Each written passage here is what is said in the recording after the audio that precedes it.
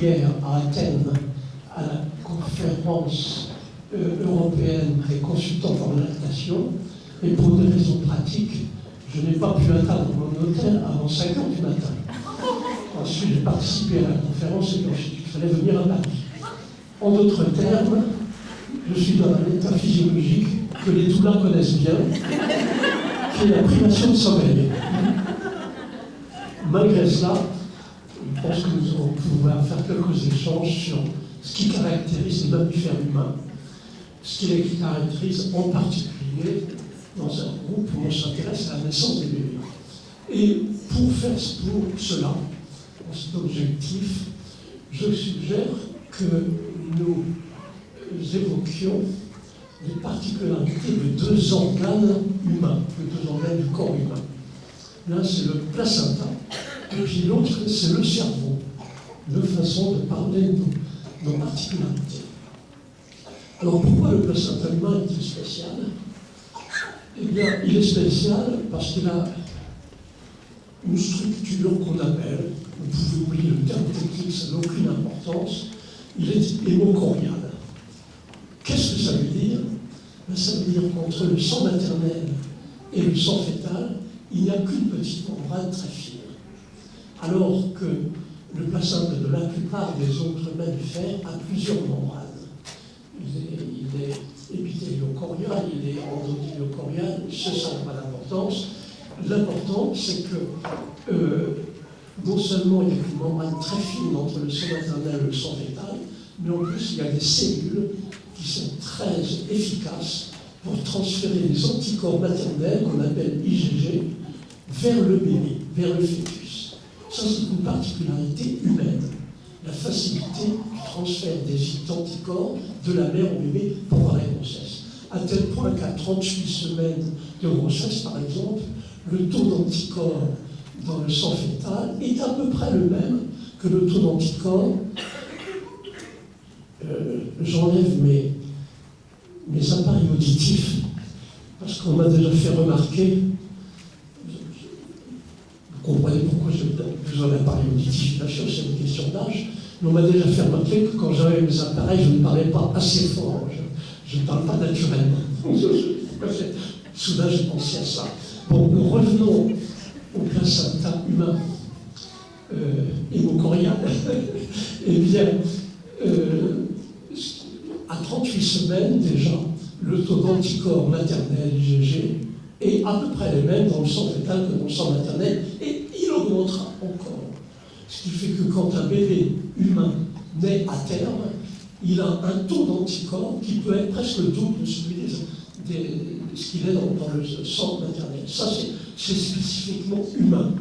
Eh bien, c'est important de comprendre ça, parce que ça signifie que lorsqu'on évoque les besoins du nouveau-né, ils ne s'expriment pas de la même façon chez les humains et dans d'autres espèces de mammifères qui n'ont pas reçu d'anticorps avant de naître.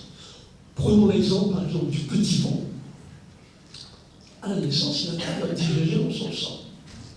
Le petit veau, pour le petit veau, le besoin essentiel, absolument vital au sens propre, c'est l'accès immédiat et facile au colostrum. Un petit veau ne peut pas survivre sans accès au colostrum. C'est différent de l'espèce humaine, même si dans notre espèce le colostrum est précieux apparemment, mais cependant, on sait qu'il n'est pas vital. D'ailleurs, depuis le début de la socialisation de la naissance, c'est-à-dire quelques milliers d'années depuis la révolution néolithique, depuis la domination de la nature par nos ancêtres, eh bien, sous l'effet de croyances et de rituels partagés par la plupart des milieux culturels que nous connaissons, les bébés étaient privés de colostrum précoce. Donc les besoins ne s'expriment pas de la même façon. Mais quand on parle de l'espèce humaine, comment exprimer le besoin essentiel du bébé qui déjà a reçu les anticorps de la mère?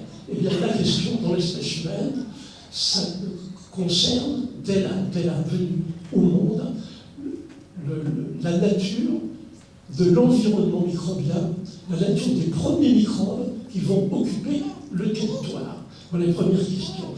Idéalement, le nouveau-né doit naître idéalement dans un milieu microbien, dans un environnement microbien qui est d'une grande diversité, mais qui est familier pour la mère. Si les microbes qui sont familiers pour la mère sont déjà familiers pour le nouveau-né.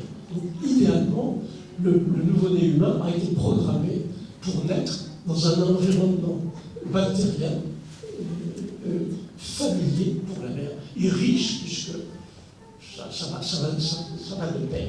Donc voilà une grande différence dans la façon dont on pose les questions dans notre espèce par rapport à la façon dont on peut les poser chez d'autres espèces de mammifères. Dans quelle mesure l'environnement microbien est riche et familier. Pourquoi c'est important? C'est important parce qu'on comprend aujourd'hui que immédiatement après la naissance, dès l'heure issue de la naissance, le système immunitaire du bébé commence à être éduqué, à être programmé par les premiers microbes qui vont occuper son corps. Voilà pourquoi c'est important. Alors, ayant expliqué ces différences, ayant expliqué l'importance de ces questions, puisqu'elles concernent l'éducation du système immunitaire, le développement du système immunitaire, c'est-à-dire la santé en pratique, immédiatement, nous pouvons faire une remarque, c'est que cette perspective immunobactériologique nous permet de réaliser le tournant extraordinaire qui s'est produit récemment dans l'histoire de la naissance du bébé humain. Il y a un siècle, pratiquement, toutes les femmes mettaient au monde leur bébé dans un environnement bactériologique familier et divers. Ce qui était familier, il était aussi divers. C'était comme ça il y a un siècle, pour la plupart, l'immense majorité des bébés. Aujourd'hui, c'est le contraire. L'immense majorité des bébés naît dans un environnement bactériologique qui n'est pas familier et qui manque de diversité. Un tournant extraordinaire dans l'histoire de la naissance. Tournant dont, je répète, il faut comprendre l'importance, puisque c'est à ce moment-là que déjà le système immunitaire commence à se programmer. Alors bien sûr, il y a plusieurs degrés dans l'environnement microbien à la naissance, à notre époque, dans l'altération de l'environnement microbien, dans son manque de diversité, dans son manque de familiarité.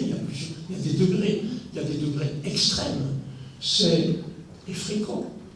Ce qui se passe par exemple quand le bébé a été exposé aux antibiotiques pendant l'accouchement. Il y a beaucoup de femmes aujourd'hui, pour quelles que soient les raisons, reçoivent des antibiotiques en accouchant qui atteignent le bébé. C'est une façon d'appauvrir considérablement le contact avec les microbes. Et puis bien entendu, il y a tous les bébés qui ne naissent pas par la voie périnéale, qui est riche sur un plan bactériologique.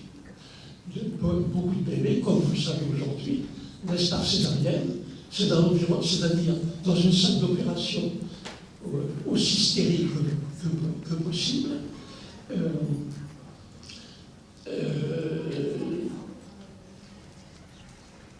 Donc, et en plus dans un environnement qui n'est pas familier. Non seulement il n'est pas familier, mais il y a un manque, il y a une privation microbienne extraordinaire. Je fais une toute petite parenthèse pour souligner à quel point cette perspective immunologique et bactériologique telle qu'on peut l'exprimer aujourd'hui remet en cause nos conditionnements culturels. Très souvent, on considère les microbes comme des ennemis. Il faut éviter les microbes. Ils sont dangereux. Aujourd'hui, une des grandes préoccupations dans certains milieux scientifiques, c'est la privation microbienne dans certaines phases de la vie. Et s'il y a une période de la vie où la privation microbienne est caricaturale, c'est le moment de la naissance. Donc voilà une façon, un organe, le placenta, qui nous sépare beaucoup, qui nous distingue beaucoup des autres mammifères. Alors, quand on évoque cette situation, quand on la décrit, immédiatement, on se pose des questions, bien entendu, Et on a des bonnes raisons de penser que ces privations microbiennes à la naissance, et donc de diversité microbienne, cette façon altérée d'éduquer le système immunitaire, a priori, ça devrait modifier la prévalence comparative de certaines dérégulations du système immunitaire plus tard dans la vie. Quand on parle de dérégulation du système immunitaire, bien entendu, c'est la santé en général, mais on pense plus particulièrement à certaines conditions pathologiques comme les maladies allergiques dites atopiques et aussi les maladies auto-immunes, comme par exemple le diabète de type 1. Le système immunitaire s'attaque aux cellules du pancréas. On pense avant tout à cela. Bien sûr, on a de bonnes raisons de penser déjà immédiatement à cela, mais non seulement on a des raisons d'y penser, mais je dois dire qu'il y a déjà un certain nombre d'études épidémiologiques qui confirment que c'est pendant la période de la naissance que se situent les principaux facteurs de risque. Bien sûr, il y a tous les facteurs génétiques qu'on ne peut pas modifier, mais il ne s'agit pas de maladies purement génétiques, donc il faut toujours se poser des questions concernant la période critique pour l'interaction gène-environnement. Quand une maladie n'est pas purement génétique, il y a une question qu'il faut poser: quelle est la période critique pour l'interaction gène-environnement? Eh bien, il semble que pour beaucoup de dérégulation du système immunitaire, particulièrement les maladies allergiques et particulièrement les maladies auto-immunes, la période de la naissance est une période critique. Je vous invite pour ça, si vous le voulez, à explorer notre banque de données, qui est valable, accessible sur l'Internet, notre banque de données de recherche en santé primale. Depuis 30 ans, j'ai inclus toutes les études que je peux trouver dans la littérature médicale et scientifique qui explorent les corrélations entre ce qui se passe au début de la vie et le début de la vie, la période primale implique la naissance, et ce qui se passera plus tard. Ce qui se passera plus tard, je voulais dire aujourd'hui, ça inclut aussi les effets transgénérationnels. On va aller de plus en plus loin quand on pense à long terme aujourd'hui. Alors, je ne vais pas vous parler de tout ce que vous pouvez trouver dans la banque de données. Je parlais assez fort, oui. Je parlais évoquer, il y a maintenant près de 1000 entrées dans la banque de données.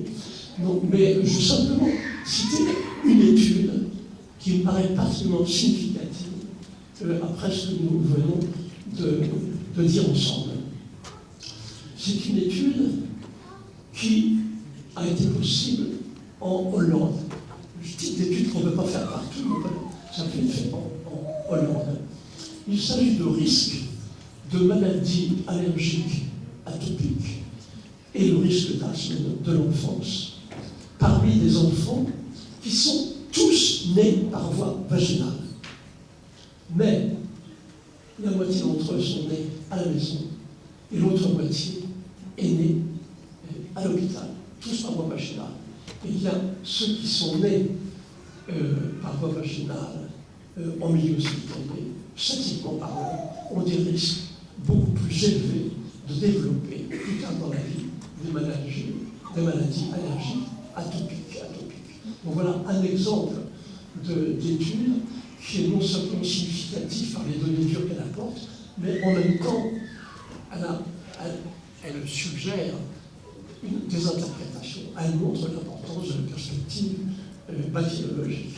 Alors tout ça, bien sûr, c'est beaucoup plus facilement compris si on pense à prendre pour point de départ cette particularité humaine, ce qu'est un placenta monochorionique. Un placenta hémochorionique, une structure spéciale. Cette spéciale explique qu'au moment de la naissance, eh bien, dans une perspective immunologique et bactériologique, on ne va pas poser les mêmes questions que chez l'autre mammifère, particularité humaine. Et puis, je suggérais, pour compléter ce sujet, notre sujet du jour, qui est la différence entre les mammifères humains et les autres mammifères, j'ai suggéré d'évoquer aussi ce qui apparemment est presque évident, c'est les particularités du cerveau humain.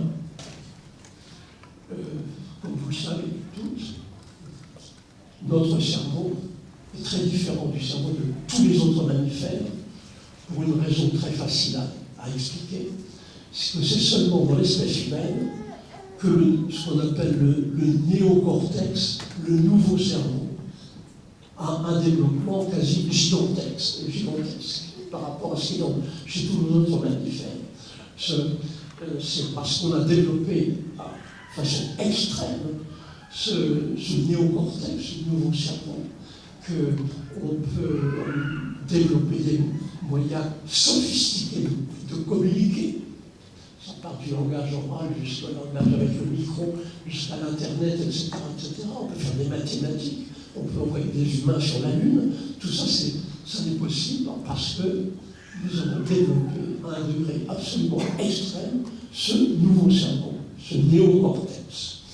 Eh bien, c'est cette particularité ouvre la voie à la compréhension d'un concept qui est essentiel pour comprendre la nature humaine en général et l'accouchement chez les humains en particulier. C'est le concept d'inhibition néocorticale. Pour expliquer ce concept, on doit rappeler que, habituellement, on présente le néocortex comme un outil au service de structures physiologiques vitales. Il renseigne sur l'environnement, sur l'espace, le temps, etc. Habituellement, on a tendance à présenter ce néocortex gigantesque néocortex, ce puissant néocortex, avant tout comme un outil. Mais de plus en plus aujourd'hui, on s'aperçoit que dans certaines situations, loin d'être un outil, le néocortex humain peut obscurcir des fonctions physiologiques vitales. C'est ça le processus d'inhibition néocorticale. Et pour bien comprendre ce concept, je passe immédiatement à réintroduire la question de l'accouchement.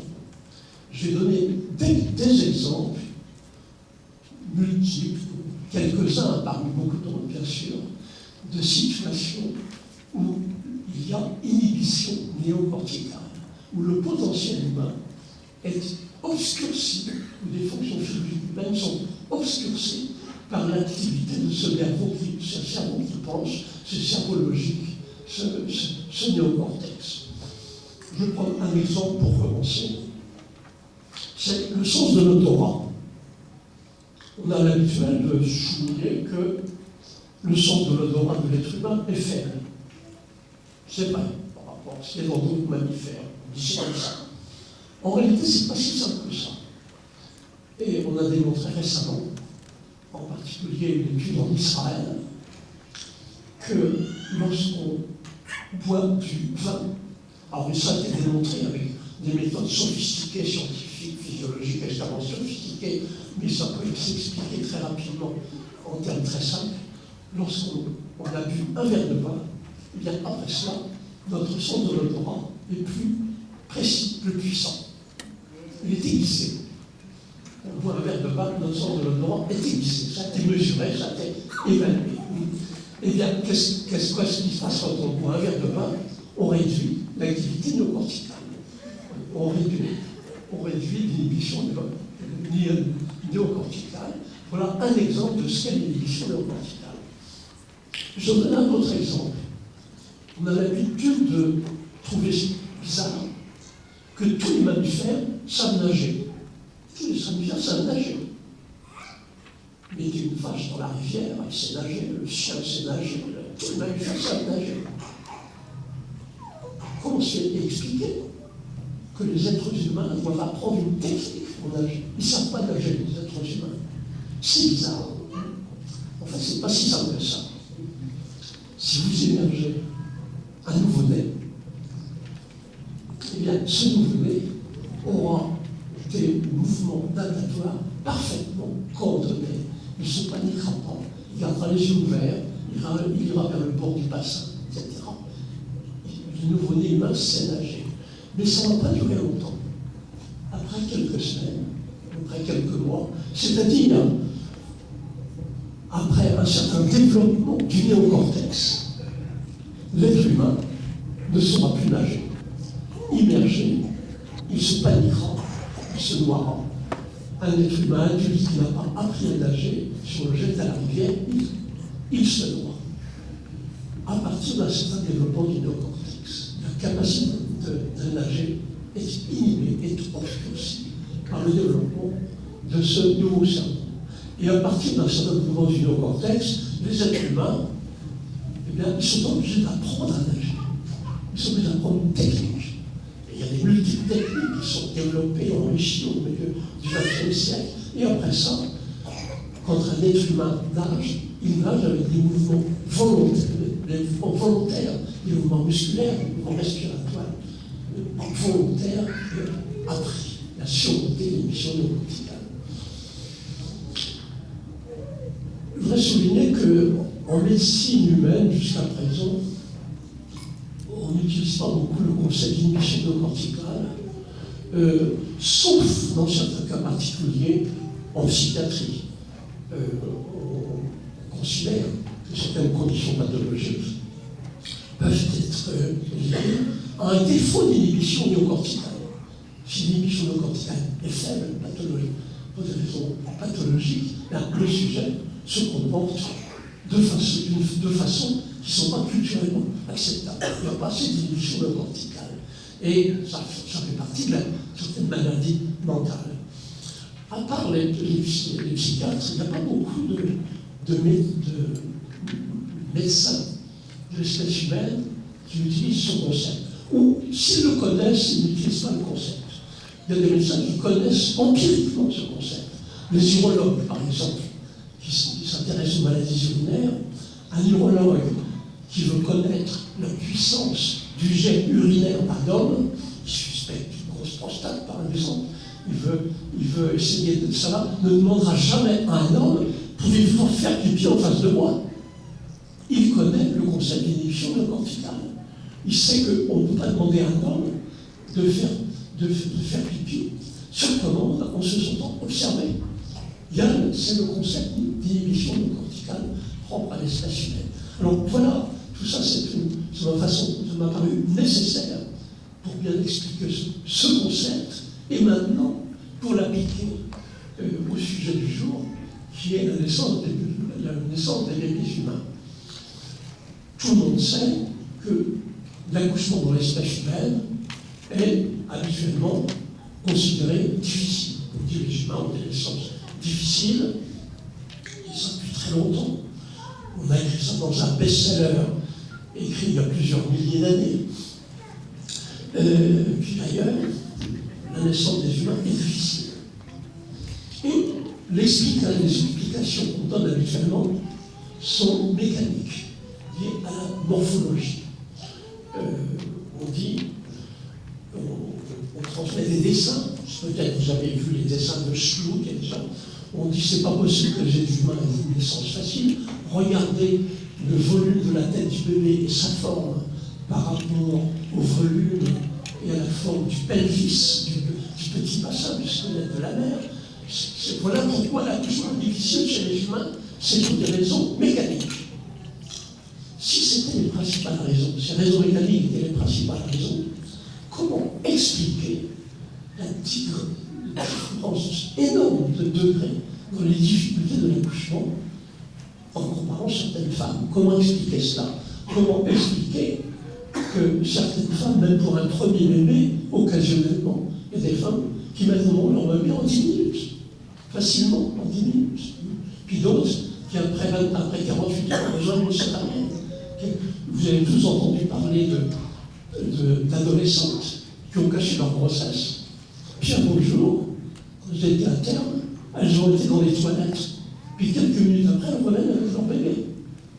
Si les principales raisons de difficulté d'accouchement dans l'espèce humaine étaient mécaniques, liées à la morphologie, eh bien, ce sont constamment difficiles. Or, ce n'est pas le cas.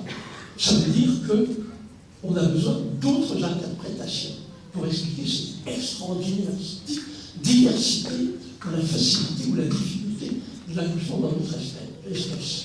La principale interprétation, c'est le phénomène d'inhibition néocorticale. C'est habituellement, pour une foule de raisons, l'activité néocorticale obscurcit dans notre espèce la capacité d'accoucher. Et ça, c'est une chose que peut-être, sans doute, certains d'entre vous peuvent encore comprendre en 2016, parce que si vous êtes dans cette salle, c'est que vous êtes spécial, des choses que vous pouvez comprendre, qui sont comprises habituellement dans notre milieu culturel. Il y en a sans doute parmi vous qui savent encore que quand une femme accouche rapidement, facilement, qu'elle n'a pas besoin d'assistance pharmacologique, eh bien, il y a un moment où elle donne l'impression de se couper du monde, à s'intéresser à ce qui se passe autour. Elle oublie ce qu'elle a lu dans les livres, elle oublie ses projets, ses plans de naissance, etc. Elle ose se comporter d'une façon qui habituellement serait considérée comme inacceptable de la part d'une femme civilisée, femme qui a crié, vous le mesurez. J'ai 2 anecdotes à Londres de femmes civilisées, moi je suis très facilement, mais alors qu'elles étaient en plein travail bien établi, elles ont mordu la sage-femme. Comportement inacceptable sur un plan culturel, mais un excellent signe de réduction du contrôle néocortical. Et bien entendu, c'était des accouchements très rapides et très faciles.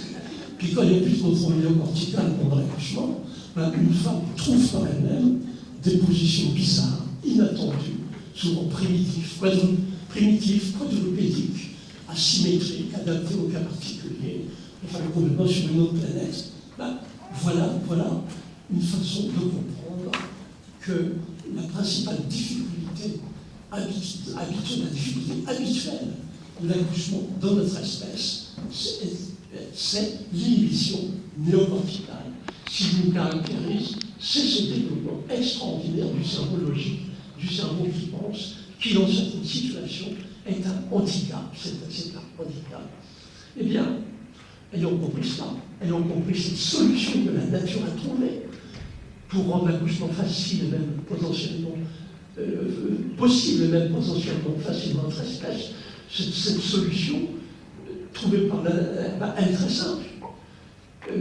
Pour accoucher, quand une femme accouche, son néocortex doit se mettre au repos.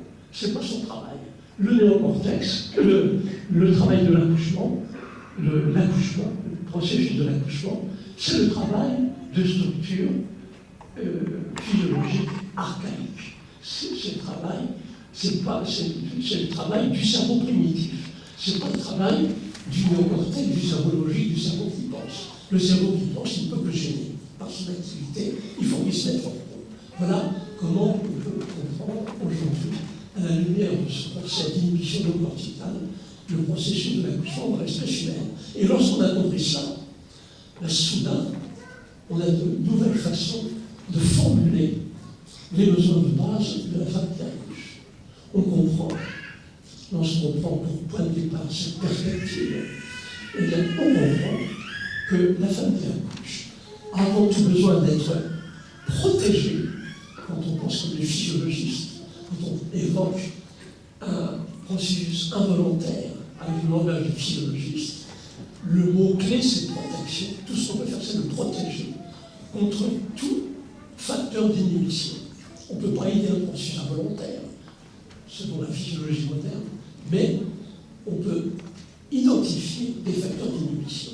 Et l'important, c'est le mot-clé protection. Comment protéger la femme qui accouche contre ce qui pourrait gêner le processus de l'accouchement. Voilà comment on pose les questions différemment lorsqu'on pense qu'on est physiologiste. Alors, on doit ajouter que la physiologie moderne a le pouvoir d'identifier les facteurs d'inhibition grâce à certains concepts. On n'a pas le temps ici d'évoquer beaucoup de ces concepts apportés par la physiologie moderne. Je passerai très vite sur certains, mais ce qu'on peut dire pour aller vite, et quand on prend pour point de départ ce concept d'inhibition néocorticale, on peut dire, si on veut identifie les facteurs d'inhibition, tout stimulant du néocortex est un facteur d'inhibition. Quand une femme est au travail, l'important, c'est qu'elle soit protégée. Là encore, le mot-clé, protection, contre tout ce qui pourrait stimuler son néocortex. Voilà ce qui est important. Quand on parle de ce concept en physiologie, on pourrait partir d'autres concepts, on n'arrivera à la même conclusion. Le mot-clé, c'est protection. Alors, quels sont les principaux stimulants du néocortex? C'est ce qu'il faut rappeler sur un plan pratique, afin de pouvoir les éviter. Le premier, bien entendu, c'est le langage. Il faut comprendre que le langage, quand une femme est en travail, c'est l'ennemi. Elle a besoin d'être protégée contre l'effet du langage. C'est difficile de dire ça après des millénaires de socialisation d'accouchement, mais ça, c'est ce que nous apprend la physiologie, qui souvent contredit la tradition. Le langage, c'est l'ennemi. Il y a un autre stimulant du néocortex qui est plus important que ce qu'on pouvait imaginer dans le passé, c'est la lumière. Alors ça, l'effet de la lumière sur le néocortex, c'est un sujet de grande actualité, parce que récemment, on a pris beaucoup de données nouvelles concernant l'hormone de l'obscurité. L'hormone de l'obscurité qui est la mélatonine. La mélatonine, c'est l'hormone de l'obscurité. Eh bien, récemment, on a appris que la mélatonine est une hormone essentielle de l'accouchement, qui travaille en synergie avec l'ocytocine, l'hormone principale de l'accouchement, au niveau du néocortex. Je fais une parenthèse, c'est une parenthèse puisqu'on parle du néocortex, mais je fais une parenthèse pour dire que selon des travaux récents qui viennent de Floride, il y a au niveau de l'utérus, du muscle utérin, du myométrium, il y a des récepteurs à la mélatonine, à l'hormone de l'obscurité, qui travaillent en synergie avec les récepteurs à l'ocytocine. Donc, quel que soit le concept physiologique que l'on prenne comme point de départ, il apparaît aujourd'hui que la mélatonine, l'hormone de l'obscurité, est une hormone essentielle de l'accouchement qui contribue à réduire l'activité néocorticale. On sait que le néocortex, la mélatonine, l'hormone de l'obscurité, au niveau du néocortex, travaille avec l'ocytocine. Elle est aussi en relation avec gamma. Alors, oubliez ce détail, gamma, ça veut dire gamma-aminobutyrique acide, c'est le principal neuromédiateur, inhibiteur au niveau du néocortex. Donc, voilà comment soudain on peut expliquer ça. Alors là, je n'ai pas le temps de donner trop de détails, mais certains sont quand même intéressants. C'est se demander quel genre de lumière est particulièrement puissante pour inhiber la libération de mélatonine. Je veux dire que je n'avais pas pensé à cette question jusque intéressante. Ça vaut la peine de vous dire comment soudain j'ai appris à penser à cette question. C'est qu'une sage-femme de Marseille m'avait demandé si je pouvais lui suggérer un sujet pour un mémoire de fin d'études. Et je lui ai suggéré comme sujet l'effet de la lumière sur le processus de l'accouchement. Une petite parenthèse assez intéressante ici dans cette salle, c'est quand elle a proposé ce sujet à la directrice de l'école de sage-femme, sa réaction, ça a été « Oh non, c'est pas un sujet sérieux, la lumière sur la peau, c'est pas un sujet sérieux, ça c'est un sujet pour doula. C'est pas sérieux, c'est pour doula. » Mais, étant donné toutes les données que je lui ai envoyées, cette jeune sage-femme, elle a insisté. Je lui ai envoyé beaucoup de données récentes. Les vieilles données datent de 2012, 2013. Dans ce domaine-là, quand c'est 2012, c'est vieux. Elle a été convaincue de l'importance du sujet, mais non seulement elle a utilisé toute la littérature scientifique déjà publiée, mais elle a eu une idée géniale. C'est qu'elle connaissait les arcs-en-ciel, elle connaissait le spectre de la lumière, et elle s'est demandé quelle est la partie du spectre de la lumière qui est particulièrement puissante pour inhiber la libération de mélatonine. Bon, et ainsi, elle a appris que c'était le spectre qui tourne autour du bleu. Vous voyez, imaginez l'arc-en-ciel, c'est ça, c'est à partir de là. Alors, à ce moment-là, elle a eu l'idée, elle a emprunté des instruments et elle a analysé le spectre de la lumière des lampes utilisées dans les services d'accouchement, dans les salles d'accouchement. Ils sont très riches en lumière bleue. Alors, on en arrive au point ici. Je fais une petite parenthèse, mais c'est important sur un point pratique, je fais une petite parenthèse. On est en mesure de dire aujourd'hui, à la lumière de données scientifiques très récentes, on n'a pas vu tout ça il y a 2 ans, on est en droit de dire aujourd'hui que accoucher à la lumière d'une bougie, c'est plus rationnel que d'accoucher à la lumière des lampes qu'on trouve dans les salles d'accouchement. Voilà ce qu'on est en train de dire lorsqu'on est au courant des dernières données concernant la mélatonine et son interaction avec GABA et aussi au niveau du néocortex. Donc voilà quelques petites parenthèses à propos de l'inhibition néocorticale, à propos des facteurs qu'il faut savoir éviter quand une femme accouche, tous les stimulants du néocortex, mais il n'y a pas que la lumière et le langage, il y a aussi toutes les situations qui stimulent l'attention. Chacun de notre attention stimulée, notre cortex stimulé. Par exemple, se sentir observé. Si j'observe comment vous agitez la tête quand vous pensez, ah oui, que ce que je dis, ça doit être vrai, votre néocortex est stimulé. Vous avez déjà changé de position. Vous vous observez. Quand vous vous sentez observé, vous observez vous-même. Votre néocortex est stimulé. C'est une façon de dire, on pourrait utiliser d'autres concepts pour arriver aux mêmes conclusions, que se sentir observé, c'est un stimulant du néocortex qu'il faut savoir éviter quand une femme accouche. En d'autres termes, un des besoins de base de la femme qui accouche, c'est pas se sentir observé. On peut dire aussi que la perception d'un danger possible est un stimulant du néocortex. Il faut faire attention. C'est une situation qui stimule l'attention, un danger possible. C'est une façon de dire, on pourrait le dire à partir d'autres concepts. C'est une façon de dire qu'un besoin de base de la femme qui accouche, c'est se sentir en sécurité. Alors, on n'a pas le temps de développer ça aujourd'hui, mais quand on parle de ce concept d'inhibition néocorticale, de cette clé pour comprendre la nature humaine, de cette clé pour comprendre le processus d'accouchement dans l'espèce humaine, eh bien, immédiatement, on a une vision de besoin de base de la femme qui accouche, et on donne une grande importance à un mot-clé, et le mot-clé protection. Quand une femme accouche, elle a avant tout besoin d'être protégée contre tout ce qui pourrait stimuler sur le cortex, le langage, la lumière, les situations qui stimulent l'attention. C'est très facile à dire, oralement, comme ça, facilement expliqué, en langage rationnel, facilement expliqué à partir de données scientifiques d'actualité. C'est facile. Mais ce qui est difficile, bien sûr, c'est de remettre en cause nos conditionnements culturels. Ça va à l'encontre de nos conditionnements culturels.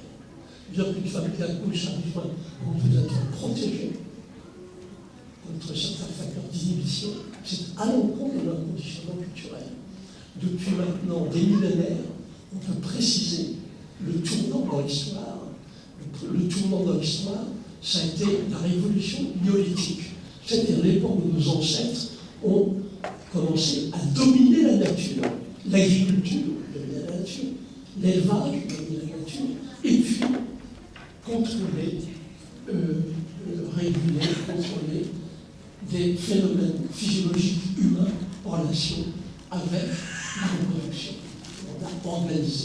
On a organisé la reproduction, l'accouplement, et on a commencé à ce moment-là la socialisation d'accouchement. C'est à ce moment-là qu'a commencé la socialisation d'accouchement. Avant, on a assez de données pour dire que quand une femme accouchait, eh bien, la règle générale, c'est qu'elle s'isolait du groupe.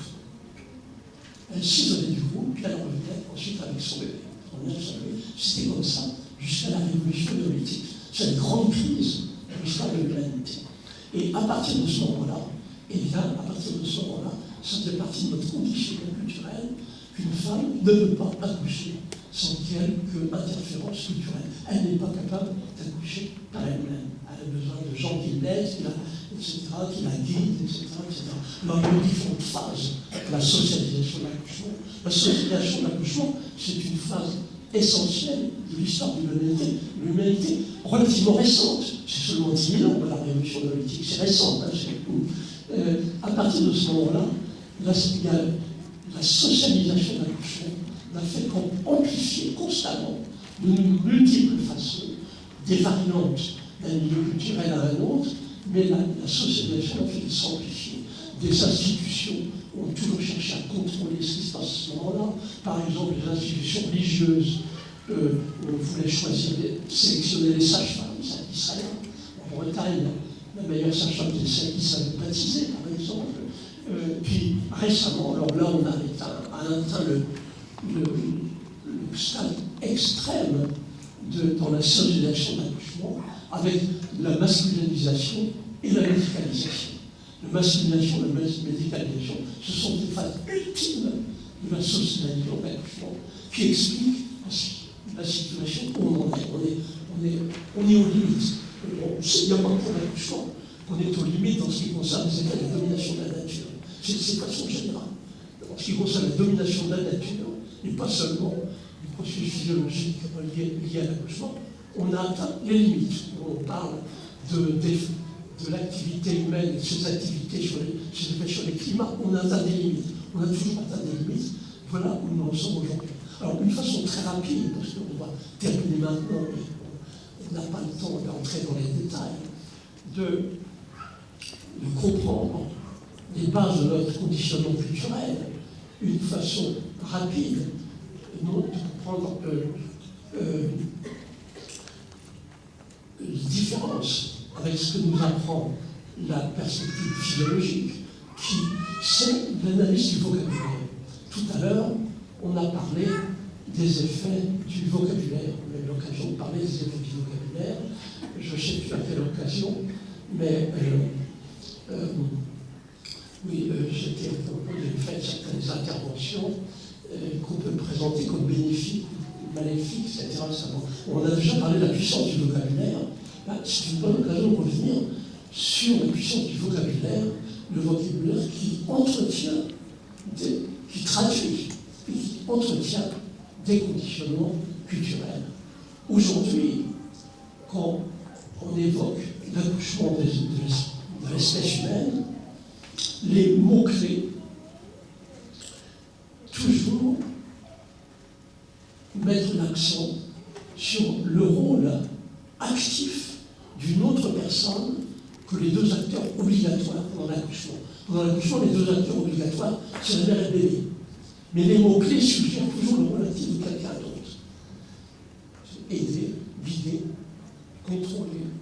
Il y a des mots internationaux qui sont utiles parce que c'est international, c'est important. Donc c'est vraiment culturel. Par exemple, dans les milieux qui font la promotion de l'accouchement qu'ils appellent naturel, il y a un mot qui est très fréquent, c'est coaching, coach. Il dit le coach, ça veut dire un expert qui vous guide. Dans les milieux médicaux, c'est labor management, vous avez besoin d'un manager. Les milieux naissance naturelle, les milieux médicaux, c'est la même façon de penser. C'est le même conditionnement culturel, c'est le même paradigme, c'est culturel. C'est l'effet de millénaires de traditions, de croyances, de rituels, etc. Voilà où nous en sommes aujourd'hui. Et ce que nous apporte soudain la physiologie moderne, c'est l'accès à un nouveau paradigme. Alors que la socialisation de l'accouchement nous a amenés au bord du précipice, il faut falloir changer de direction, c'est pas possible. C'est pas possible d'aller plus loin. On sait qu'à l'échelle planétaire, le nombre de mères qui mettent au monde leur bébé le placenta grâce à la libération de la coquette de l'hormone de l'amour, ce nombre est devenu insignifiant. Combien de temps ça pourra durer? Pensez qu'à l'échelle planétaire, le nombre de bébés, de nouveau-nés qui ont un système immunitaire éduqué par des microbes familiers pour la mère dès la naissance, ce nombre est devenu insignifiant. On est au bord de l'abysse. Il y a un changement de paradigme obligatoire. Il y a un changement de façon de penser obligatoire, qui est extrêmement difficile, presque inacceptable, presque utopique. Mais ce changement de paradigme, il nous est apporté par la perspective physiologique, qui donne l'importance à un autre concept, c'est protection, et non pas aider. Pas aider, pas assister, même le mot assister, si vous avez quelqu'un d'autre, accompagner, ça c'est le mot français, c'est toujours la même chose. Remettre en cause le mot accompagnement, au milieu de tout là, c'est pas facile. Hein. C'est remettre en cause un conditionnement culturel avec le mot-clé protection. On peut dire qu'aujourd'hui, au point où nous en sommes, il y a des raisons de pessimisme. On est au bord de l'abîme. On ne peut pas aller plus longtemps comme ça, dans tous les domaines d'ailleurs, tous les domaines de la contrôle. Mais il y a des raisons d'optimisme. Et actuellement, la principale raison d'optimisme, c'est le pouvoir de la physiologie moderne. Seule la physiologie moderne peut remettre en cause des millénaires de conditionnement culturel. Et pour illustrer ces raisons d'optimisme, je vais faire allusion à l'époque où j'étais externe chez M. Suzanne à l'hôpital de Boussicot, à la maternité de l'hôpital de Boussicot, qui est fermé maintenant. Ça se passait l'hiver 1953-1954. Eh bien, pendant ces 6 mois que j'ai passé là-bas comme externe, je n'ai jamais entendu parler d'une mère qui, immédiatement après avoir accouché, aurait dit « Est-ce que je peux me garder mon bébé contre moi ?» Jamais. Le conditionnement culturel était trop fort. Quand le bébé était né, la sage-femme était dépêchée de le faire, ce qui s'est fait depuis des millénaires par tradition. Elle coupait le cordon et elle donnait le bébé à la personne qui devait s'en occuper. La personne s'en occupait selon la tradition de l'époque. Elle relevait le vernis caserosa, elle lavait, elle donnait un peu d'eau sucrée, puis elle mettait le bébé dans un berceau. Et puis pendant le séjour à la maternité, les bébés étaient dans une nurserie et les mères étaient ailleurs. Personne n'avait pensé qu'ils pourraient être dans la même pièce. Bon, ça c'était l'effet de millénaires de tradition, millénaires de l'effet de croyances, de rituels qui ont eu toujours pour effet séparation mère nouveau-né et retarder l'initiation de l'allaitement maternel. Donc on était encore dans cette situation au début des années 1950 que j'ai connue. C'est montrer l'importance de la physiologie moderne, le pouvoir de la physiologie moderne de remettre en cause la tradition. Soudain, au cours des années 50, au cours des années 1970, soudain, on a appris quelque chose de absolument nouveau, contredisant la tradition. On a appris qu'un nouveau-né a besoin de sa mère. Personne ne savait ça avant ça. Hein. C'est une découverte scientifique, on n'a pas mesuré l'importance. Alors comment ça s'est passé? Il y a des concepts nouveaux portés par les éthologistes, qui servent au comportement des mammifères en général, des concepts d'attachement, bonding, attachement, etc., etc. Ça a inspiré des études sophistiquées, randomisées, contrôlées, sur les effets d'une intervention absolument nouvelle, inconnue depuis des millénaires, qui est le contact du point entre la mère et le nouveau-né. Ça a inspiré des études du colostrum, on a dit, pardon, c'est précieux. Et puis on a commencé à étudier les effets sur les comportements d'hormones. On a commencé par les estrogènes, la progestérone, etc. Et puis, on a découvert par l'observation qu'un nouveau-né s'est trouvé le sein de sa mère dans leur issue de naissance. Personne ne savait ça depuis des millénaires. Et puis c'est à l'époque qu'on a commencé à comprendre, par la perspective immunologique et bactériologique, qu'idéalement, à nouveau-né, le corps du nouveau-né, idéalement, devrait être d'abord colonisé par des microbes familiers pour sa mère. Voilà comment, soudain, à la lumière de disciplines scientifiques sophistiquées, récentes, on a appris qu'un nouveau-né a besoin de sa mère. On a compris les besoins de base du nouveau-né, que je résume ainsi. Il faut avoir compris une phase précédente pour réaliser l'importance de cette découverte scientifique. Là, ça me permet de terminer par une note optimiste. Je suis content de terminer par une note optimiste. Si XXe siècle, on a pu découvrir les besoins de base du nouveau-né, besoins de base que je résume en disant le nouveau-né a besoin de salaire, pourquoi pas au XXIe siècle redécouvrir, après des millénaires de socialisation, redécouvrir les besoins de base de la famille de la bouche. C'est peut-être utopique, mais utopique ne veut pas dire impossible. Merci.